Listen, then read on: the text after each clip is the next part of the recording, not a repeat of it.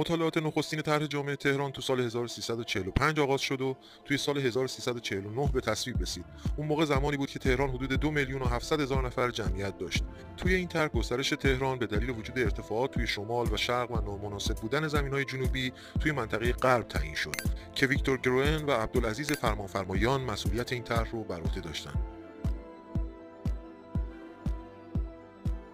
خب گرافیدونای عزیز، امیدوارم تا اینجای این ویدیو لذت برده باشید. یادتون نره ما رو حمایت بکنید و در ادامه ویدیو، حالا که با گذشته تهران آشنا شدیم، شما رو دعوت میکنم تصاویری از تهران امروز با هم دیگه ببینیم و لذت ببریم.